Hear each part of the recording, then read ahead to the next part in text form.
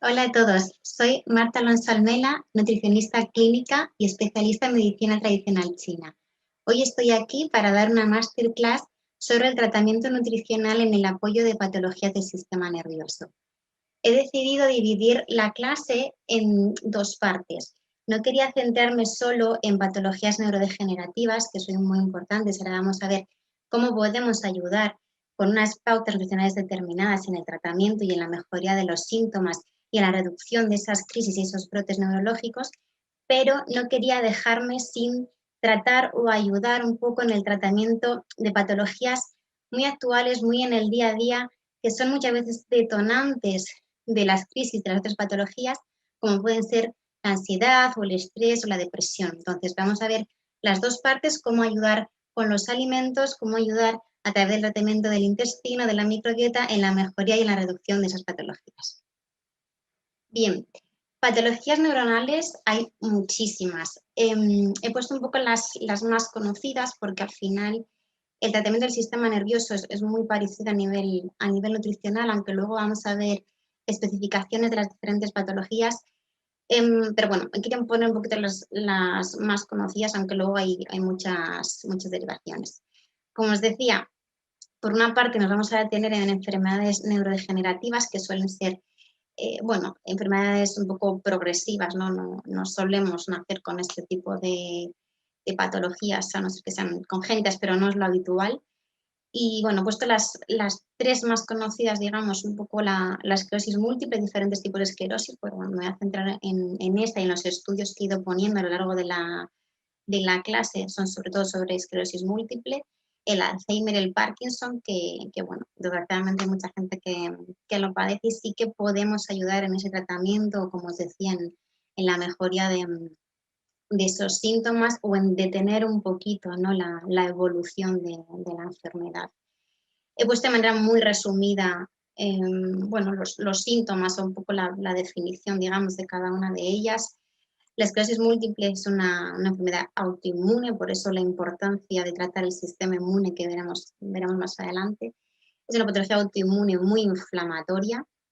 Es ese ataque del sistema inmune a nuestro propio sistema nervioso, a la mielina, ¿no?, de los axones de las neuronas, la que produce la inflamación. Y lo que ocurre es que nuestro sistema inmune, ¿no?, ataca a esa membrana. La mielina es la membrana que cubre el axón de la neurona. Los axones de la neurona son como, yo lo llamo como los rabitos, ¿no?, de las neuronas que conectan unas neuronas con otras, eh, a través del cual se produce la sinapsis, que es la transmisión nerviosa entre las neuronas, ¿no? Y lo que ocurre es ese ataque, esa degradación de esa membrana, y va a dejar desprotegida la neurona, y por eso esa irritación del sistema nervioso y esa degeneración del sistema nervioso con todos los síntomas que ello conlleva. El Alzheimer, bueno, todo el mundo seguramente desgraciadamente conocemos a alguien que tiene esa pérdida de memoria, ¿no?, esa demencia, ese deterioro cognitivo, que no solo la pérdida de memoria, de hecho, muchas veces la pérdida de memoria o la demencia es lo de menos, porque al final se modifica toda la conducta y se producen también mucha irritación, a veces agresividad. Al final es un descontrol, ¿no?, de uno mismo. Uno no sabe dónde está, no conoce, muchas veces solo se tienen recuerdos, ¿no?, de la infancia, de cuando éramos pequeños, y bueno, al final se acaba produciendo una muerte neuronal. Como os decía, suelen ser enfermedades progresivas, no son enfermedades que se producen obviamente en la infancia, por eso el detener, ¿no?, esa evolución es importante. El Parkinson también es una enfermedad del sistema nervioso, una enfermedad neurodegenerativa, y lo que se produce es una deficiencia de la secreción de la dopamina. Luego vamos a hablar mucho de la dopamina y de los diferentes neurotransmisores, porque ahí es donde vamos a poder trabajar con la nutrición, con suplementos y con la adicción, ¿no?, de ciertos alimentos. Pues se va a producir una deficiencia, como os decía, de la dopamina, y también una destrucción neuronal. Entonces, bueno, hay muchos síntomas, igual que os decía con el Alzheimer, con el Parkinson. No solo son los temblores típicos, que esto es un poco lo más llamativo, pero también acusan síntomas como la rigidez o la pérdida de ese control postural, muchísimo dolor, y a la vez esa sintomatología a nivel, voy a decir, un poco emocional, ¿no?, esa depresión, esos altibajos emocionales o del estado de ánimo. El estreñimiento es súper importante en el caso del Parkinson. La mayoría de las personas que sufren de esa patología, que sufren de Parkinson, suelen tener un tránsito intestinal alterado, casi siempre estreñimiento. El estreñimiento lo tomamos como un síntoma al que no se le da importancia y de verdad que es realmente importante tratar el intestino, tratar ese estreñimiento. No le damos importancia. Cuando yo en la consulta soy muy pesada con las preguntas respecto a las heces, ¿no? ¿Cómo vas al baño? ¿Cómo están esas heces? Si están blandas, si están enteras, si tienen forma, si se hunden, si flotan, el olor, si hay restos de alimentos, si dejamos muchos residuos. Muy importante preguntar sobre ese estado de las heces y sobre todo aprender a observarse, ¿no? Y a qué significado va a tener toda esa sintomatología. Entonces, como os decía, en todas las personas que tienen Parkinson o sufren Parkinson, también tienen una alteración en ese tránsito intestinal, normalmente como estreñimiento. Vamos a ver después cómo la afectación del nervio vago, que es el que recorre todo el sistema digestivo, es una de las etiologías, es uno de los detonantes para padecer este tipo de patologías y por eso es tan importante el tratamiento a nivel intestinal y de la microbiota.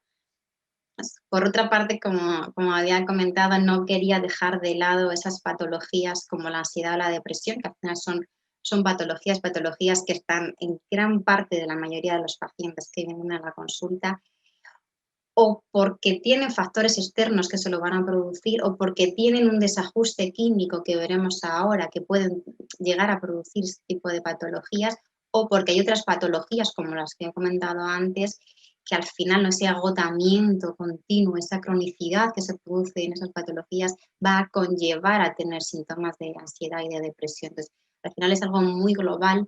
Tenemos que tratar al paciente, a la persona de manera generalizada, no se puede tratar a nivel de parches, ¿no? Entonces, muy importante conseguir el equilibrio y es lo que intentamos hacer a nivel nutricional.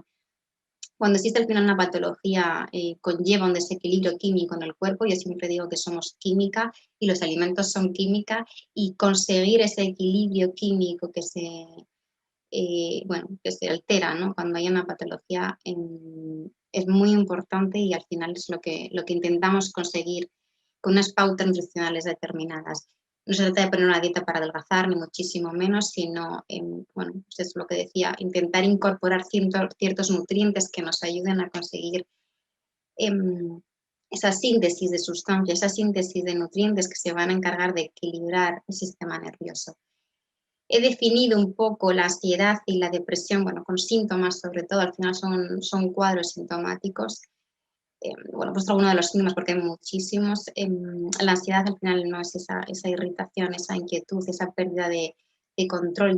Para mí una de las cosas que me parecen más difíciles de tratar y más difíciles de llevar para el paciente es la propia pérdida del control de nuestra cabeza, el no saber controlar, el no contener a veces pensamientos de miedo, de pánico, incluso, ¿no? Ideas de suicidio. Cuando vienen pacientes a la consulta, esa afectación es la más grave, ¿no? Porque tú puedes tratar síntomas patológicos de digestivos, síntomas de dolores articulares, alergias, dermatitis. Hay muchos síntomas que son bastante más fáciles de tratar, pero esa pérdida de control a nivel psicológico, a nivel emocional, conlleva mucho trabajo y es el que más cuesta. Pues, como decía, la ansiedad va a producir esos ataques a veces de pánico, ese cansancio, ¿no? Extremo, el desconsuelo, pensamientos obsesivos, como decía, a veces incluso agresividad, contracturas, tensión muscular, mucho insomnio. Puede ser por pérdida a la hora de conciliar el sueño o por microdespertares a lo largo de la noche, o esos despertares a las 3, 4, 5 de la mañana y ya no te vuelves a dormir. Veremos un poco cómo la pérdida de la síntesis de ciertos neurotransmisores como la serotonina y la melatonina nos van a dificultar, ¿no? En la conciliación del sueño, angustia, palpitaciones, taquicardias. Hay muchos síntomas, ¿no? que engloban estos cuadros. Y la depresión, que también lo podríamos al final asociar uno con lo otro, pero la depresión se puede definir más como con más tristeza, ¿no? Con más falta de autoestima, a veces más bajonazo, ese comportamiento ensimismado, ¿no? Metidos en uno mismo, el llanto, esa tristeza extrema, la desesperación. hay veces que nos automaltratamos, como os decía antes, intentos de suicidio y demás. Se puede producir pérdidas o aumento de apetito, también pasa con la ansiedad y es normal con ese desequilibrio químico que os comentaba. Y pueden cursar las dos juntas, ¿no? Al final la ansiedad y la depresión. Entonces, quería meterme mucho en este tema porque, como os decía antes, puede ser uno de los grandes detonantes que van a hacer que se aumente el número de crisis y el empeoramiento de, bueno, al final de todas las patologías. ¿Y cuáles suelen ser los factores más comunes o los orígenes, ¿no? Más comunes para padecer este tipo de enfermedades? Muy importante, principalmente en las enfermedades autoinmunes y en las enfermedades neurodegenerativas, mirar la presencia de virus. Esto se ve muchísimo en consulta, como enfermedades neurodegenerativas o enfermedades autoinmunes en general se ven afectadas o se ven producidas por la presencia de virus como el del Epstein-Barr, el virus de la mononucleosis, o virus como el citomegalovirus, algunos herpes. Es muy importante pedir una serología de virus para ver si existen anticuerpos que estén activos, ¿no? Que esté un virus activo en el organismo, que esté haciendo que este sistema inmune esté atacando. Muy, muy importante. Yo siempre que hay patologías autoinmunes intento, ¿no? Ver si hay presencia de virus que estén activos. También en el sistema nervioso, de vital importancia el aporte de omega 3 y vitamina D3. Creo que ya casi todos los pacientes que vienen o piden, ¿no? Tratamiento nutricional o vienen suplementados o tienen un poco con la idea del porqué de estos dos nutrientes. Al final son los dos nutrientes que más van a modular el sistema inmune. Conocemos la vitamina D como la que ayuda a la absorción del calcio a nivel articular, que está fenomenal, pero yo le doy más importancia porque es muy, muy importante para otras funciones como bueno, todo el metabolismo hormonal, todo el metabolismo del colesterol, pero sobre todo como inmunomodulador. Y el problema grave es que el 90% de la población la tiene muy, muy, muy baja. Se llegan a ver vitaminas de 12, de 18 y tiene que estar como mínimo en 40. Entonces, veo importante suplementarla, la verdad, porque a nivel nutricional con los alimentos sí podemos conseguirlo en pescados azules, en la yema del huevo, tomando el sol. Lo que pasa es que la cantidad a veces es mínima, no siempre podemos tomar el sol, te tiene que dar el sol directamente, no podemos tener ningún tipo de crema hidratante ni nada. Pasamos mucho tiempo encerrados, ¿no? Trabajando o en casa o se extinguieron nos da el sol, suele estar bastante baja y es recomendable suplementarla, como decía, para llegar a valores mínimo de 40, sobre todo cuando hay patologías autoinmunes. Se suele ver mayor incidencia de patologías neurodegenerativas, sobre todo cuando existen intolerancias al gluten, intolerancia a los lácteos, esto lo vamos a ver más adelante, pero la celiaquía o esa intolerancia al gluten sí que está muy relacionada con alteraciones del sistema nervioso. Por supuesto, la genética, sí que existen genes, al final que esa alteración, esa mutación de los genes iban a estar relacionados con el padecimiento de ciertas patologías. He puesto dos, ahora aquí tenemos el de la esclerosis múltiple, que hay un gen que tenemos ahí, el HLA-DR15, que está relacionado con la destrucción de la mielina, esa membrana que comentábamos al principio del axón de la neurona. Y bueno, al final los test genéticos sí que nos van a ayudar a intentar prevenir, ¿no? que ese gen se exprese. O sea, los genes al final son con los que nacemos, pero sí que podemos echar un poquito de mano en lo que llamamos la epigenética. La epigenética es esa activación de los genes por el estilo de vida que llevamos. Entonces sí que podemos echar un poquito de mano para modificar esos hábitos y que esos genes no se activen tanto.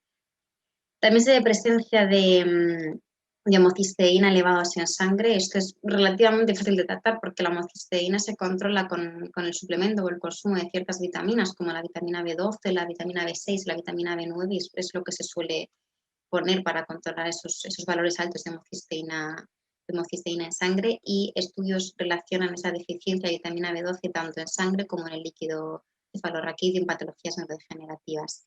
La peroxidación lipídica, ¿qué quiere decir eso? Es la oxidación, ¿no? de esas membranas que os decía a nivel neuronal. Muy importante aumentar el consumo de antioxidantes, lo veremos después, para que no se produzcan esa cantidad masiva de radicales libres que van a producir la oxidación de las neuronas y de todo el sistema nervioso. Entonces, igual, suplementar con glutatión o selenio, aumentar el consumo de alimentos con gran contenido en selenio y otros antioxidantes que veremos después, también va a ser un método eficaz de poder parar esas crisis, ¿no? o esa progresión de las patologías neurológicas.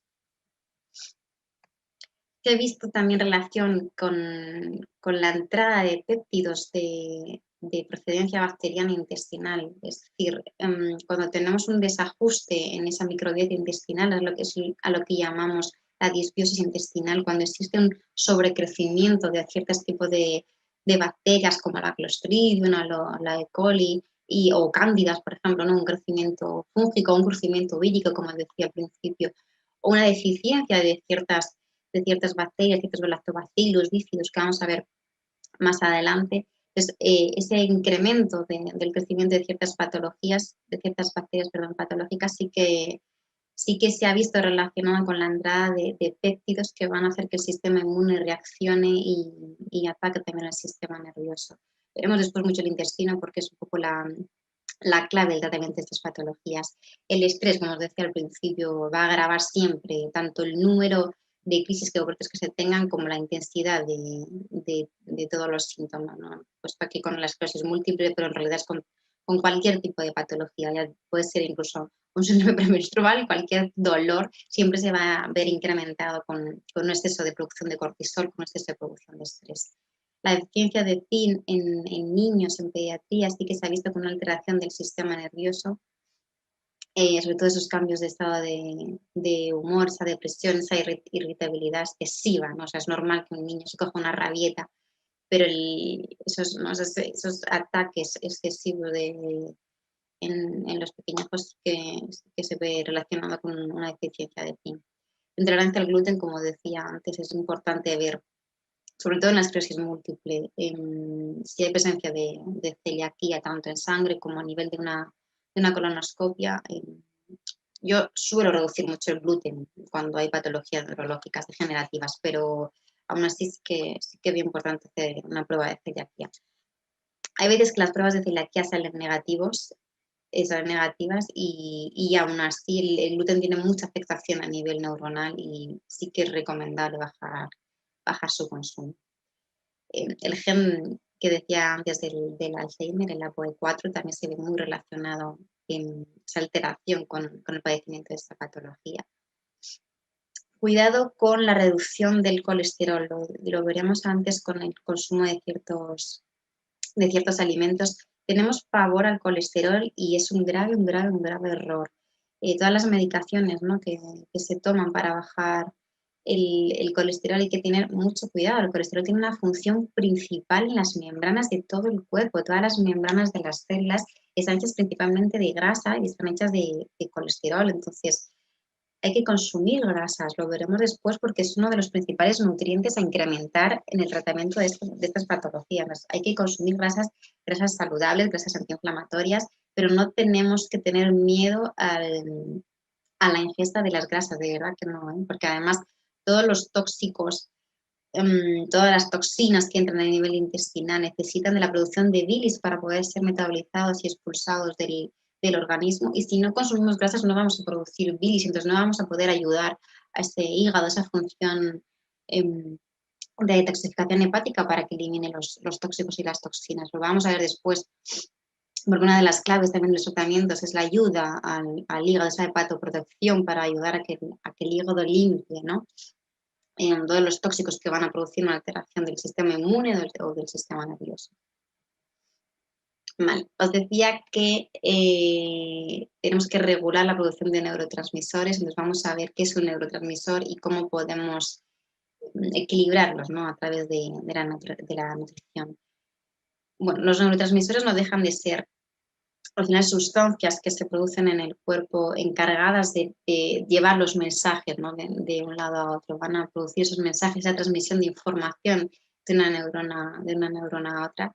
Y lo bueno es que se producen a través de aminoácidos que podemos consumir con los alimentos. Entonces es relativamente fácil poder conseguir aumentar esa deficiencia que se pueden poner en algunas patologías, como hemos dicho antes, de la dopamina o la serotonina, el GABA, ahora lo vamos a ver mejor, o reducir, ¿no?, su excesiva producción, como puede ser también en la excesiva producción de cortisol. Entonces, es muy importante el consumo adecuado de proteínas de alto valor biológico, lo vamos a ver ahora después.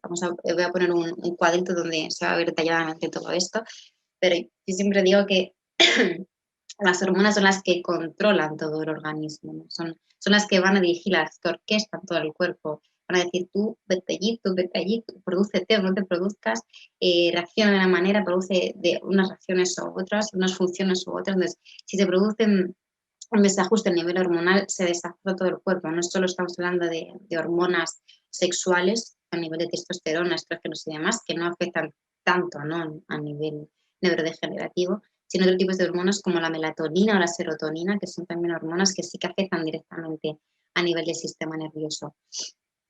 Entonces, estos neurotransmisores dependen muchísimo de la microbiota intestinal, vamos a verlo después, y del estado adecuado de las células intestinales, de los enterocitos. Por eso os decía que es clave el tratamiento de esa permeabilidad intestinal, esa mucosa intestinal, y vamos a ver después cómo tratar, cómo tratar el aumento de esa permeabilidad intestinal tan importante. Regular esa microbiota es básica porque es ella la que se va a encargar de producir esos neurometabolitos que van a llegar al cerebro mediante el sistema nervioso. Os decía que toda la mucosa digestiva está cubierta por un nervio que se llama vago, es el que va a llevarnos esas señales, esos mensajes desde el sistema digestivo al cerebro. Entonces, la producción de esos neurometabolitos regular, la cantidad exacta, ¿no?, que tenemos que tener tanto de bacterias como de hongos como de virus en el cuerpo es muy, muy, muy importante. He puesto aquí que uno de los ejemplos que os decía es que ciertos tipos de bacterias, como los lactobacillus o las bifidobacterias, transforman el aminoácido glutamato, que se llama, en el GABA. Lo vamos a ver aquí. Os decía que os había puesto un cuadro con todos los aminoácidos. Los aminoácidos son las sustancias que componen las proteínas, ¿vale? Entonces, hay 20 tipos de aminoácidos y dentro de esos 20 tipos de aminoácidos hay 8 que son esenciales, los que vamos a ver aquí. ¿Qué quiere decir que un nutriente es esencial? Nos referimos a un nutriente esencial cuando tenemos que consumirlo a través de la dieta. Entonces, a raíz de esos nutrientes esenciales se van a poder producir otro tipo de nutrientes en el organismo, pero esos nutrientes esenciales debemos consumirlos con los alimentos para que nos podamos mantener en un equilibrio nutricional. Pues aquí he puesto los 8 aminoácidos que van a estar relacionados, ¿no?, con esa producción de hormonas, con esa relación de neurotransmisores, y he puesto un poquito los que más están relacionados a nivel del sistema nervioso. Os he puesto aquí la serotonina. La serotonina proviene del triptófano, seguro que suena el triptófano porque se conoce mucho a nivel de sueño, ¿no? Lo ponen mucho para mejorar el sueño o para mejorar el estado de ánimo. Entonces, el triptófano es un aminoácido que va a estar en diferentes alimentos que vamos a ver después. Se va a transformar mediante la ayuda, es decir, de ciertos coenzimas. Los coenzimas suelen ser minerales y vitaminas que se unen a las enzimas para poder transformar sustratos, para poder transformar sustancias. Entonces, este triptófano se va a transformar en serotonina con la ayuda, como os decía, de vitamina B3, principalmente B3, B6 y también hace falta un poquito de magnesio y el zinc, pero bueno, sobre todo la B3 y la B6. Esta producción de serotonina va a regular esa producción también de melatonina. Pero si tenemos una deficiencia de triptófano, vamos a tener una deficiencia de serotonina y por tanto una deficiencia de melatonina. ¿Qué conlleva todo esto? ¿Qué va a conllevar que no produzcamos serotonina suficiente o melatonina suficiente? Vamos a tener una fatiga física, ese cansancio, ese sueño no reparador, que me duermo y me levanto casi igual o peor, ¿no?, más cansada de lo que me había costado. Una dificultad para conciliar el sueño o también microdespertares o esos despertares que os decía a las 4 de la mañana y luego ya no me vuelvo a dormir, también puede estar relacionado con padecer estreñimiento muchos de los dolores de cabeza, cambios de estado de ánimo a lo largo del día, un hambre convulsivo, tú puedes tener hambre, no necesidad de comer dulce, otra cosa es, ¿no? Esa ansiedad por comer, ¿no? Tristeza, porque al final la serotonina es lo que se conoce como la hormona de la felicidad o del buen ánimo, entonces muchos tipos de depresión se van a relacionar con esa deficiencia de serotonina, falta de memoria, falta de concentración y una patología que no es neuronal, pero está muy relacionada con todo el sistema nervioso, es el colon irritable. El colon irritable, bueno, hay veces que lo diagnostican ahí en el cajón desastre y venís a la consulta, pero no es que me han dicho que tengo colon irritable. Em, bueno, está muy, muy relacionado, como os decía, con la producción de serotonina y muy relacionado con esa alteración del sistema nervioso, pero sobre todo está muy relacionado con la alteración de la microbiota. Entonces, es una patología bastante fácil de tratar en el sentido de que tiene un tratamiento muy, muy llevadero y la mejoría es muy buena y bastante rápida, pero siempre controlando todo el equilibrio del sistema nervioso, porque si no, no hacemos nada. Os decía que es una patología muy, muy emocional o que tiene mucho detonante a nivel nervioso. Entonces, sí, regulamos la microbiota, regulamos esa permeabilidad intestinal, el tratamiento de la mucosa intestinal y no tratamos el sistema nervioso, nos vamos a quedar muy cojos en el tratamiento. Otra de las patologías importantes que os decía, la deficiencia, ¿no? de la dopamina. Hemos visto aquí el Parkinson. La dopamina es un neurotransmisor que procede del consumo de fenilalanina y de tirosina. Os puede sonar la tirosina o la tiroxina con el tiroides, ¿vale? Con la deficiencia de producción de la glándula tiroidea, el hipotiroidismo o el hipertiroidismo, dependiendo un poco del desequilibrio que tengamos a nivel glandular. También se puede padecer un, una tiroiditis de Hashimoto, que al final es una patología autoinmune y es un poco lo mismo. Acordaos que la patología autoinmune tenemos que ver intolerancias de gluten, presencia de virus, tratar el intestino y bueno, es un poco la base, luego habría que ver más factores, ¿no? Como os decía, esa deficiencia de fenilalanina y de tirosina va a conllevar una deficiencia de dopamina y los síntomas que se producen con la deficiencia de dopamina suele ser una fatiga mental. Hemos visto que con la serotonina es más fatiga física, en este caso es más fatiga mental, una falta de apetito, una falta de ilusión, de motivación. La dopamina es un poco la hormona del placer y del bienestar. Entonces, todo lo que conlleve una deficiencia del placer y del bienestar es un bajonazo, ¿no? O sea, esa desmotivación constante, una sensibilidad al dolor, una dificultad a tomar decisiones, necesidad de dulce, ese subidón que nos da el dulce también puede ser, bueno, aquí hay muchos factores que pueden conllevar a una necesidad de comer dulces. Una de ellas es un sobrecrecimiento de cándidas importante. Pero también puede ser una deficiencia de dopamina.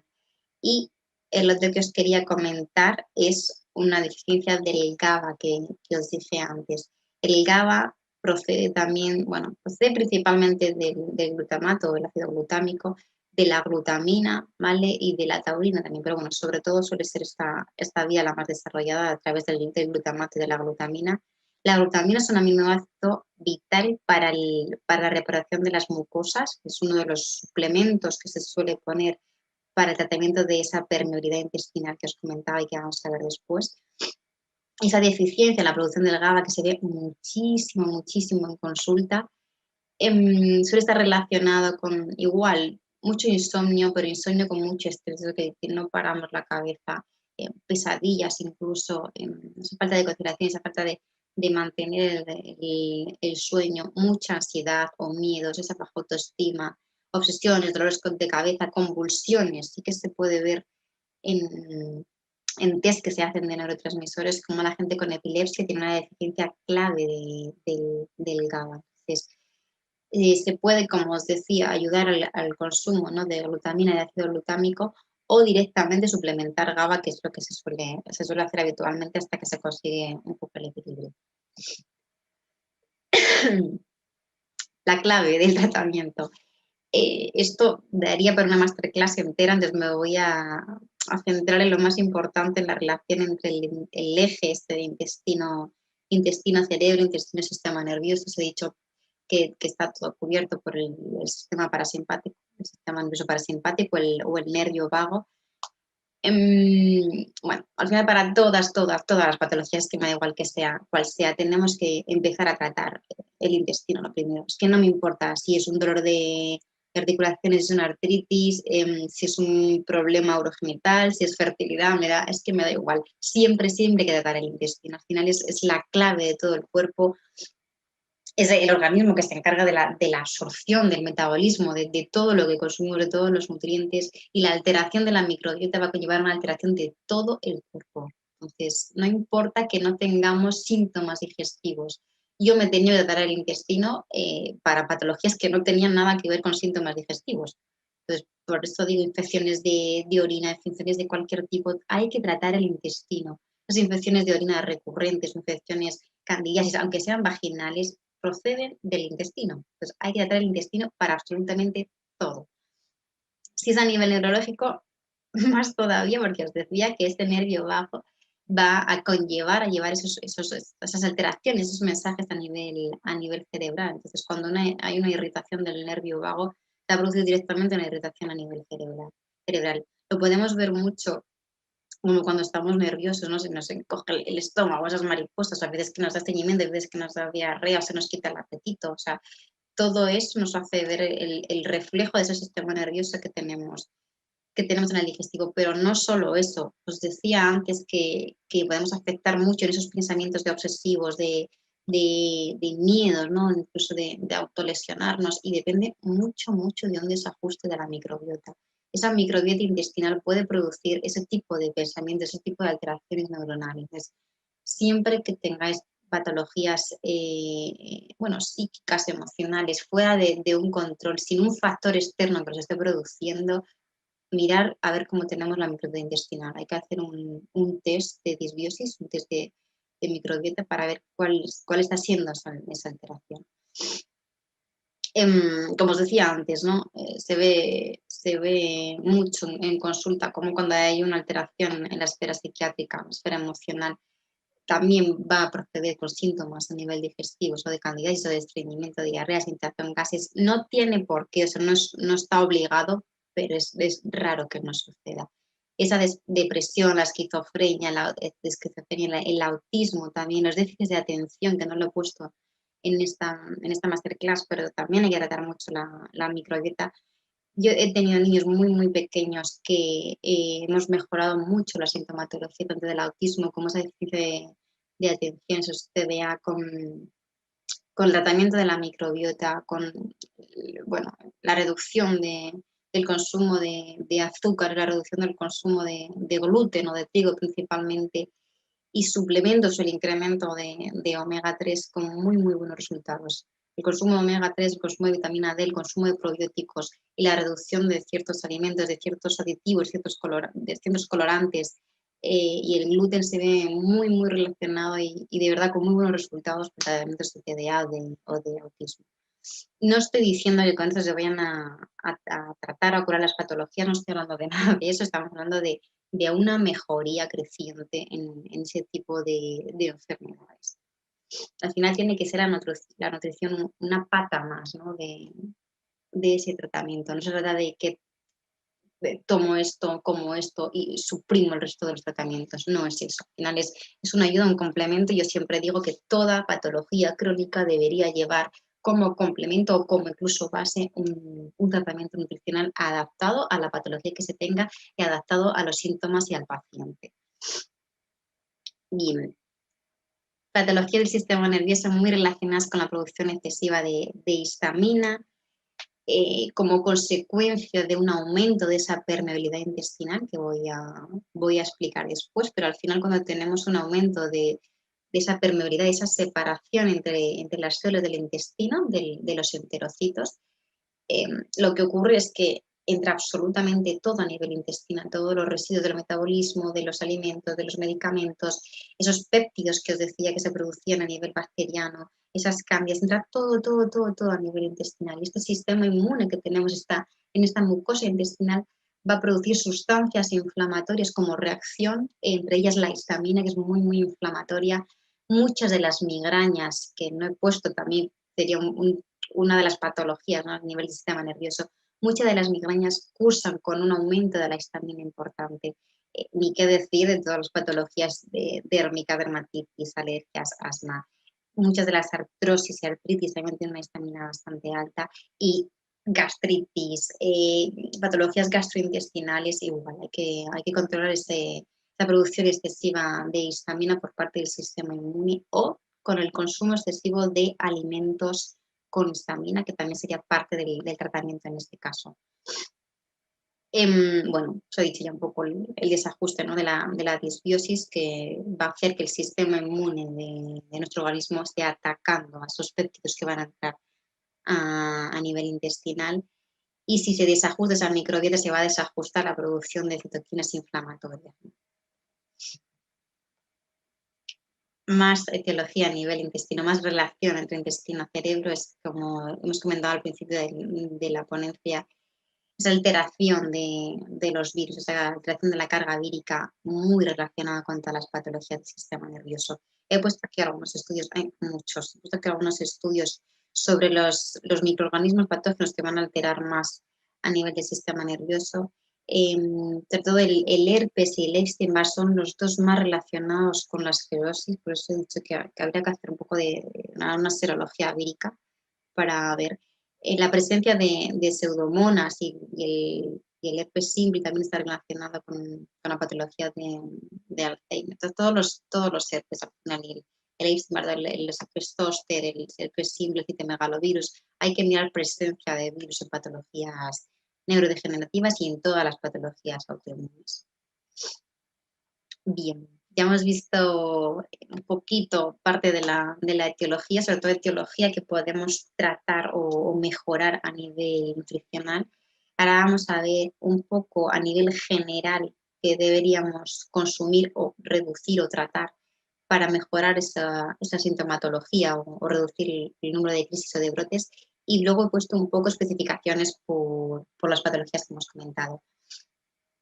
Bueno, siempre hay que poner una dieta antiinflamatoria, esto no importa cuál sea la patología, da igual que tengamos una patología oncológica, una patología articular, neuronal, ginecológica, me da exactamente igual, siempre hay que llevar una dieta antiinflamatoria y luego hay que adaptarla a la patología que sea y al paciente.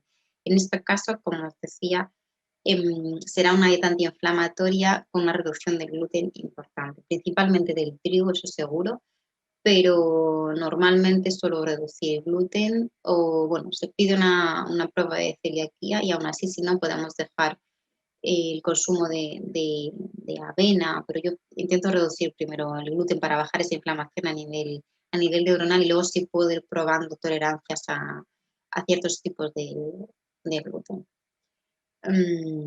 Como os decía, ¿no? Está relacionada la gliadina, que es una de las partes proteicas del gluten, con ese aumento de la inflamación y ese aumento de la permeabilidad tanto intestinal como hematoencefálica. Aumento del consumo de omega 3 y vitamina D3. Aquí esto se suele, aparte de tomar el alimento, se suele suplementar porque la concentración que necesitamos es muy grande y con los alimentos no llegamos a veces, por eso se suplementa. Y o sea, al final los suplementos se llevan, ¿no? Cuando hay que hacer un tratamiento de alguna enfermedad, porque si estamos sanos, solo con los alimentos nos podemos mantener en equilibrio. Cuando ya hay una patología, existe un desequilibrio excesivo, entonces se necesita, bueno, pues recomendable suplementar de manera al menos puntual hasta que se puede conseguir ese equilibrio. Porque solo con la alimentación nos cuesta llegar a los niveles que necesitamos. Hemos hablado ya de que tratar el intestino, ahora lo voy a ver más detalladamente, pero es importante tratar ese equilibrio de sobrecrecimiento, deficiencia de algunas bacterias y tratar la permeabilidad intestinal, aumento de antioxidantes, os decía al principio de toda esa peroxidación lipídica, esa oxidación, ese aumento de la producción de radicales libres que van a producir la oxidación de esas membranas. Entonces, para bajar tanto la inflamación como la producción de radicales libres, al final es consumir antioxidantes y eso no hace falta que lo suplementemos, eso lo podemos comer directamente. Yo siempre insisto que cuanto más colorines, cuantos más colores hay en un plato, más nutrientes y más antioxidantes vamos a consumir. Entonces, Tenemos que intentar mezclar verdes, amarillos, rojos, naranjas, morados, o sea, todo. Cuantos más colores, más nutrientes, más antioxidantes. Es importante, no solo me hago un plato de verdura todo verde. No, podemos mezclar diferentes tipos de colores, diferentes tipos de alimentos. Cada alimento tiene un nutriente. Cometemos el error de comer un poco siempre lo mismo, las mismas 4 cosas, y sí, muy sano, pero es que cada alimento tiene un nutriente diferente. Cuanto más variemos, más antioxidantes vamos a consumir y más nutrientes vamos a consumir. Insisto mucho en el consumo de frutos rojos, de todas las bayas goji, las moras, las frambuesas, los arándanos, las fresas, todo la granada, todo lo que sea de color rojo o morado nos va a ayudar mucho como antioxidante, pero principalmente para el sistema nervioso. Nutrientes como el calcio, el magnesio, el potasio, el zinc se encargan directamente de esa transmisión neuronal, esa transmisión neurosa, el sistema neuronal, el sistema nervioso, la sinapsis que decía, esa conexión entre los axones de las neuronas, y son nutrientes que tenemos que tener en cuenta para el consumo o si están muy bajitos para suplementarlos. Pero bueno, ahí también con alimentos se puede conseguir gran cantidad de estos nutrientes. Aportes de vitaminas del grupo B, os he comentado antes cómo para conseguir serotonina a través del triptófano necesitábamos la B3 y la B6 para esa transformación como coenzimas, que es como actúan, ¿no? Se unen a las enzimas para conseguir esa transformación. Entonces, el grupo de las vitaminas B son las vitaminas más importantes para todo el sistema nervioso. Muy importante su consumo, ¿vale? Muy importante. Hemos dicho antes equilibrar todas las bacterias para la producción correcta de neurotransmisores. La vitamina C, bueno, la vitamina C tiene muchas funciones, aparte de potenciar todo el sistema inmune, también ayuda a la eliminación de la producción excesiva de histamina. Ahí tendríamos que consumir cantidades grandes de vitamina C y drenar el hígado, favorecer la función del hígado para ayudar a la eliminación de histamina, pero también nos va a ayudar a potenciar o a tonificar esas glándulas suprarrenales, ese agotamiento que se produce de las glándulas suprarrenales por el exceso de producción de cortisol. Entonces, tenemos que poder producir cortisol, el problema es cuando el cortisol, que es la hormona del estrés, se produce en cantidades excesivas. Entonces, ahí cuando se va a conllevar, ¿no?, este agotamiento de las glándulas suprarrenales, y va a conllevar, bueno, a mucha sintomatología, pero principalmente a depresión, ansiedad, falta de descanso, falta de sueño y padecer más cantidad de crisis o de brotes. El consumo de fermentos naturales se puede suplementar en probióticos. Normalmente se suplementa en probióticos cuando hay una patología, pero consumirlos en la alimentación para prevenir ese desajuste de la microbiota también nos va a ayudar mucho. Entonces, hay muchos alimentos que están fermentados, todos los encurtidos, los que vengan escabeche, el chucrut, la col fermentada, la kombucha, que lo podamos tomar como refresco, ¿no? Bueno, para el día a día también es una bebida que contiene gran cantidad de fermentos y nos va a ayudar mucho a nivel intestinal. Los yogures, lo que pasa es que como tenemos que reducir el consumo de caseínas, nos va a venir mejor el consumo de lácteos de cabra, que tiene menos cantidad de caseínas inflamatorias, el yogur de coco, pero hecho de coco. No es un yogur sabor a coco, es un yogur hecho con leche y aceite de coco, que también va a tener fermentos naturales. Bien, hemos dicho que la base de todos los tratamientos de patologías crónicas es la dieta antiinflamatoria. He puesto un poco un resumen en qué se basa la dieta antiinflamatoria, porque igual podríamos hacer una máster solo hablando de la dieta. Entonces, debe ser una dieta muy rica en antioxidantes y vegetales. Acordaos de cuanto más colores mejor. Tiene que tener un balance correcto entre el aporte de omega 3, que tiene un carácter antiinflamatorio, y el aporte de omega 6 o ácido araquidónico, que tiene un carácter más proinflamatorio, es decir, más animales de agua y menos animales terrestres, o frutos secos, semillas, pipas, todo esto, algas, tiene un gran contenido en omega 3. Tenemos que tener cuidado al consumo de aceites industriales, bueno, principalmente aceites industriales, que es aceites de girasol o de soja que vienen en los productos industriales, o el consumo excesivo de animales terrestres, ¿no? Todas las carnes y demás que tienen una alta concentración de ácido araquidónico, que tiene un carácter inflamatorio. Intentamos, como os decía, reducir el consumo de azúcares, todas las harinas refinadas, los dulces, todo, ¿no? En plan, todo el consumo de azúcar, de dulces, el trigo, pero yo aquí diría casi el gluten y los lácteos sobre todo de vaca son los que tenemos que intentar evitar.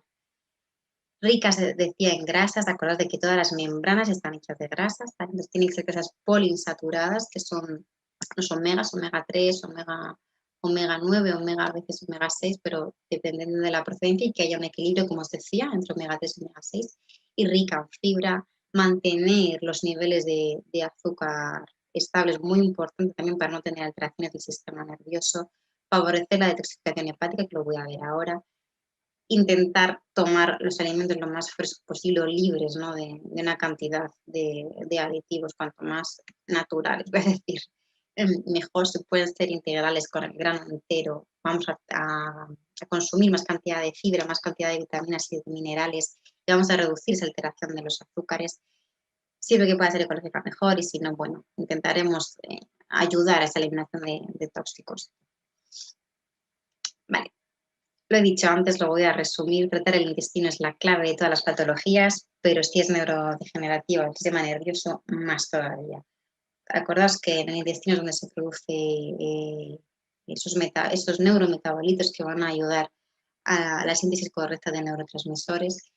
El consumo de ácidos grasos de cadena corta que podemos tener, por ejemplo, en el aceite de coco, incluso en la mantequilla ecológica o en el ghee, la mantequilla clarificada, nos va a ayudar mucho también en ese equilibrio de la microbiota, y nos va a ayudar, porque atraviesa, ¿no?, la barrera hematocefálica, y nos va a ayudar a ese tratamiento de patologías neurodegenerativas. Va a regular todos los neurotransmisores que decíamos antes, como el GABA, que lo tenemos ahí. Entonces es importante para el equilibrio de toda la microbiota intestinal el consumo de ese tipo de grasas. He puesto aquí también un poco el eje hipotálamo pituitario adrenal, ¿vale? Ese eje entre el hipotálamo y las glándulas suprarrenales. Igual hay bacterias, sobre todo se ha visto la Rhamnosus, una de las bacterias más importantes relacionadas con el control de esa producción de cortisol, de esa producción de hormona del estrés, que va a conllevar, ¿no?, a una producción de depresión. Entonces, cuanto más cantidad de Rhamnosus tengamos, ¿no?, o con suerte que no tengamos deficiencia de esa bacteria, vamos a poder controlar ese eje, ¿no?, de adrenal, para no producir tanto cortisol y tantas sustancias inflamatorias. El intestino, ya os lo explicaba antes, no me quiero volver a repetir.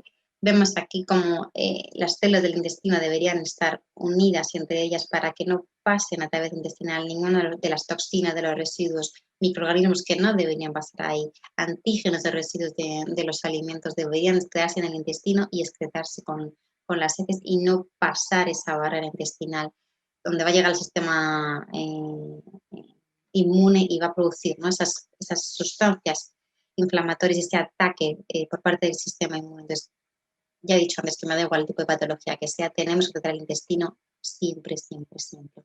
Entonces, intentar regular ese crecimiento, ese sobrecrecimiento bacteriano y fúngico es muy importante.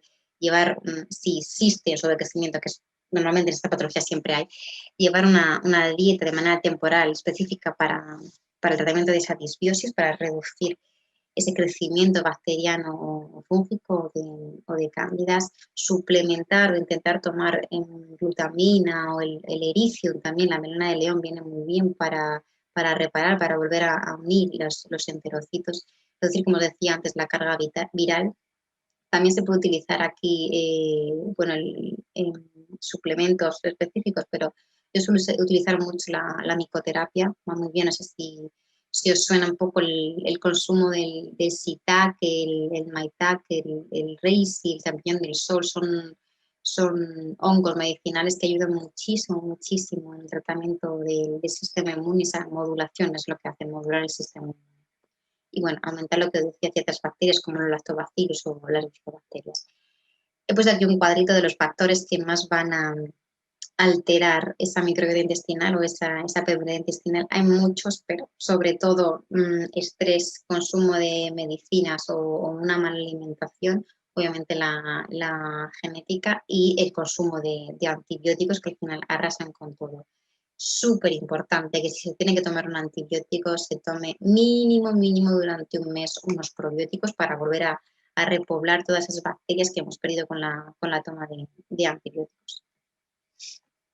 Os decía, hay que ayudar al hígado a intentar eliminar todas esas toxinas. Además, hay una gran relación entre la ansiedad, la sobrecarga hepática o la disfunción hepatobiliar con esas patologías neuronales. En medicina china, de hecho, decimos que el bloqueo del chi del hígado, el bloqueo de la energía del hígado se relaciona mucho con el padecimiento de patologías emocionales, toda la ansiedad, el estrés, la depresión y al revés, que esos síntomas, el tener mucha ansiedad va a bloquear el metabolismo hepático. Entonces, es un círculo, ¿no? Es una relación de doble eje que tenemos que tratar. Entonces, tenemos que ayudar también a detoxificar todos los metales pesados que están muy relacionados, sobre todo aluminio, cadmio, cromio y mercurio, con el padecimiento de patologías neurodegenerativas porque producen una neurotoxicidad muy importante. Entonces, igual, hay veces que tenemos una acumulación de metales pesados grande en el organismo que son los que están afectando a ese funcionamiento correcto del sistema nervioso. Entonces, hacer una aclaración de metales con clorela, por ejemplo, ¿no? Clorela, espirulina, sobre todo la clorela, nos va a ayudar a eliminar esos metales pesados. Pero bueno, siempre si se toma un suplemento, porfi bajo supervisión, porque bueno, no es ponernos aquí a detoxificar. O sea, hay que ver un poquito qué es lo que hay que hacer y el factor o el origen de lo que está pasando. Se produce a nivel hepático en la descarboxilación de algunos aminoácidos, como el triptófano o la fenilalanina, es decir, esa descarboxilación para que se puedan utilizar, ¿no? Para que se puedan transformar en neurotransmisores, como decíamos antes, como el triptófano en serotonina y en melatonina. Pues, ¿qué tenemos que hacer? Aparte de intentar reducir todos esos tóxicos, todas esas bacterias que entran a nivel intestinal, fármacos, antibióticos, aditivos, etcétera, nos puede ayudar mucho a aumentar el consumo de ciertos alimentos o ciertas plantas para ayudar a esa detoxificación hepática. He puesto aquí un poco los más relevantes, los más utilizados, importantes y que están un poco a mano de todos. El cardo mariano, seguro que sonará, o el diente de león o la alcachofera, las alcachofas, ¿no? Para la detoxificación hepática, esa ayuda a nivel hepática. El boldo, yo el boldo lo mando mucho, sobre todo en gotas en agua porque va muy bien. Sé que está muy malo, pero de verdad que tiene una función importante y funciona muy bien.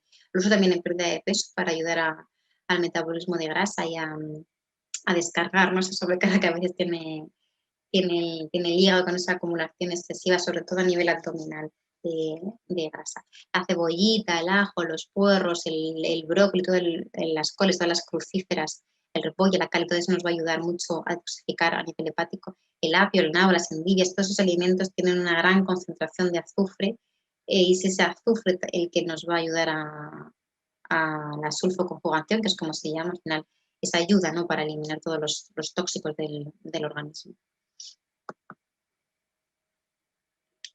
Vamos a ver, que no se me olvide decir aquí, que no lo he puesto, el consumo de las grasas que os he dicho antes para la formación de bilis. Si tomamos muchos alimentos para el hígado, pero no consumimos grasas saludables, no vamos a poder producir bilis, entonces no vamos a poder eliminar esos tóxicos. Acordaos que todos los tóxicos principalmente se acumulan, son lipófilos, se van a acumular en la grasa.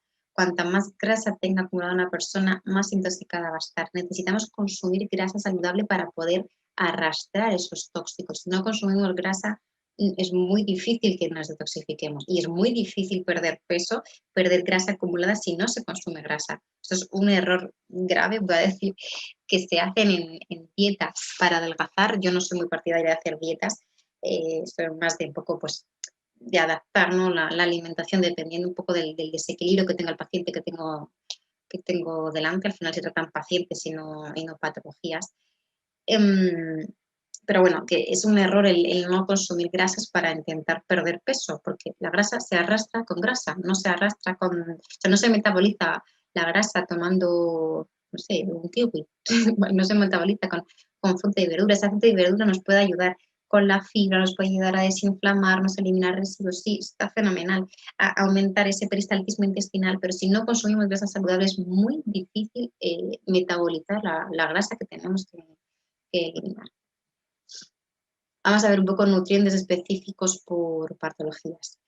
La esclerosis múltiple, os he dicho que aparte del agente antiinflamatorio y todos los nutrientes que hemos visto antes y la microbiota, casi se suele suplementar siempre con omega 3, que os decía, vitamina D3 porque siempre está bajita, no sé que la tengamos bien, pero si no se suplementa. El ericio, una melena de león, que es uno de los hongos medicinales que os decía, como parte de la micoterapia, que va a ayudar mucho, aparte de las mucosas, a intentar ayudar a esa regeneración de la mielina o a evitar, ¿no?, que se siga, que siga la evolución de la degradación, de la degeneración de esa membrana neuronal.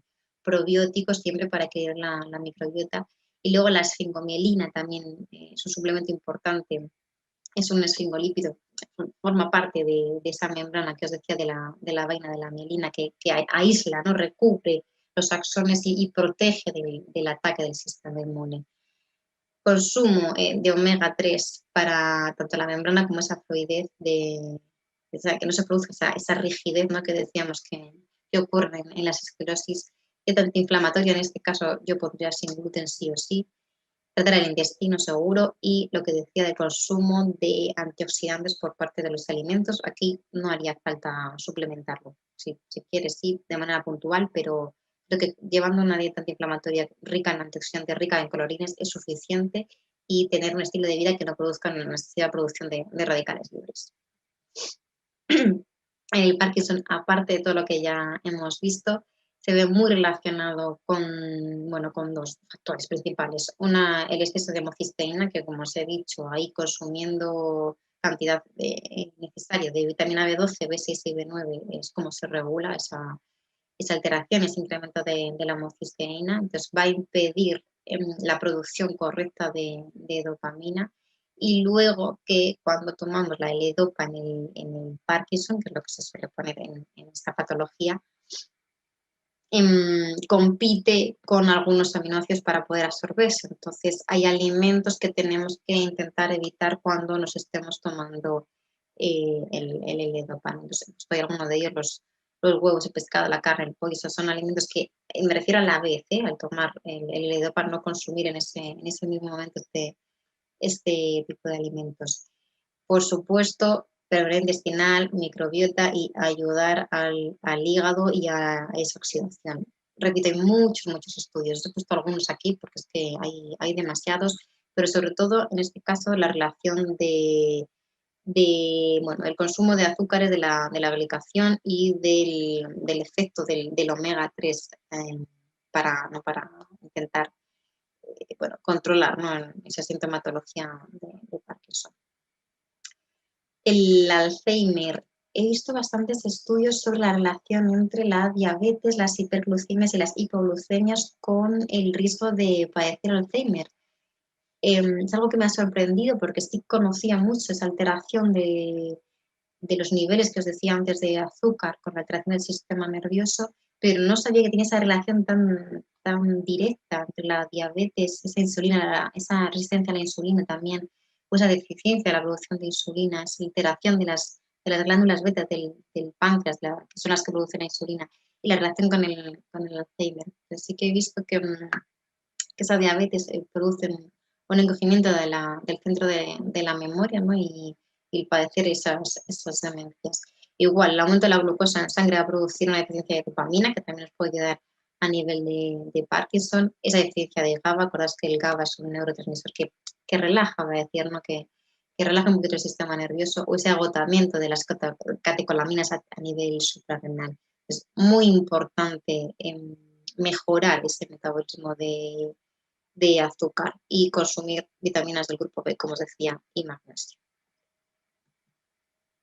Bueno, otras sustancias, otros nutrientes que podemos también tomar para mejorar los síntomas del Alzheimer o frenarlo un poco es el ginkgo biloba, que sonará como para la microcirculación.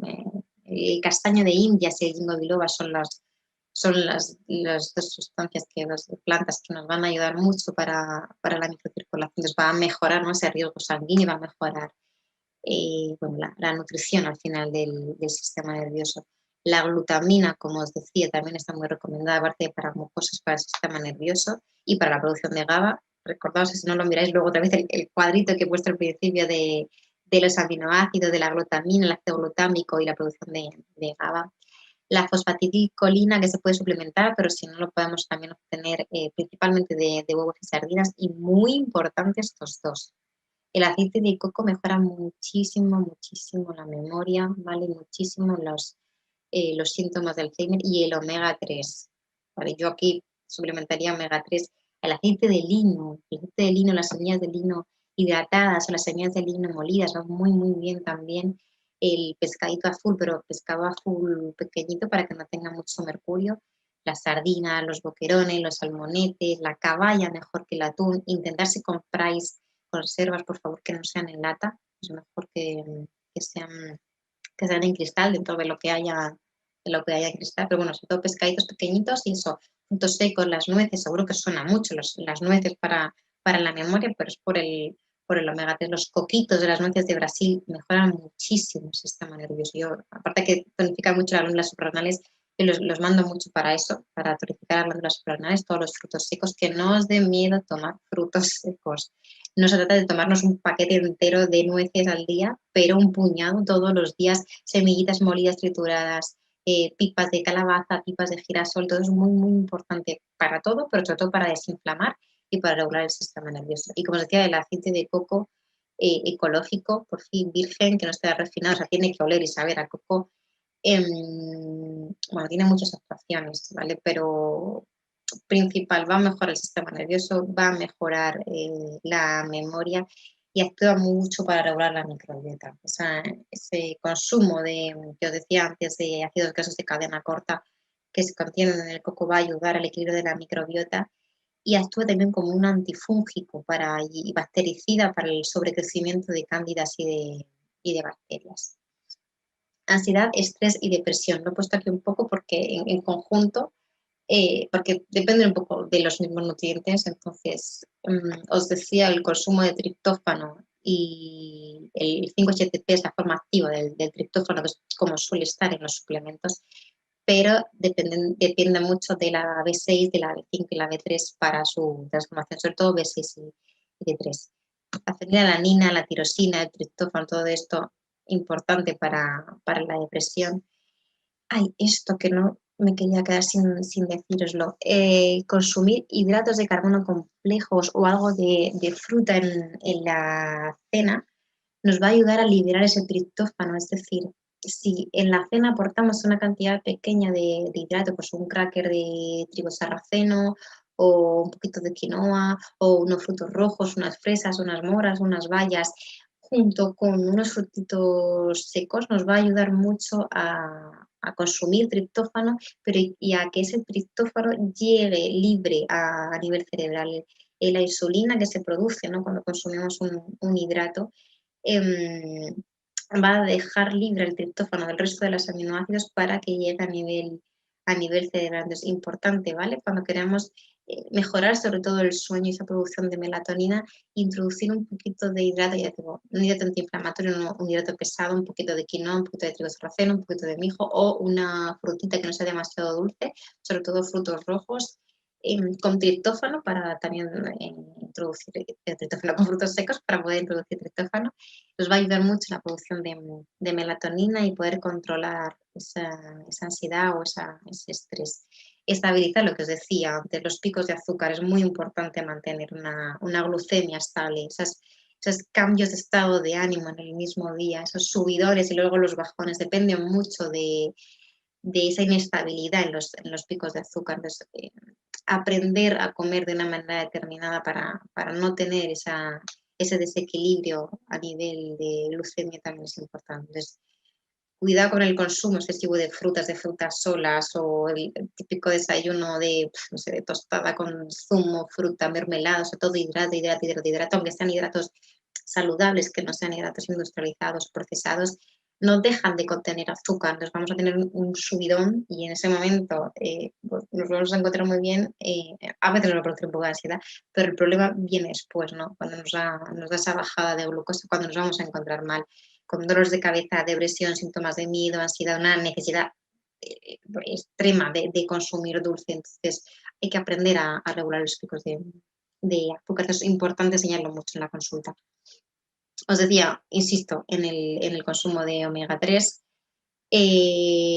regular, ¿no? el consumo de tirosina y las alteraciones tiroideas. He dicho antes el eje entre el hipotálamo y las glándulas suprarrenales, adrenal, ese eje depende uno del otro, entonces hay que tratar todo el sistema nervioso, el hipotálamo, la tiroides depende directamente de la glándula suprarrenal. Entonces para tratar patologías tiroideas hay que tratar la glándula suprarrenal y el intestino, muy importante, porque dependen el uno del otro. Y lo que os decía, la producción de cortisol.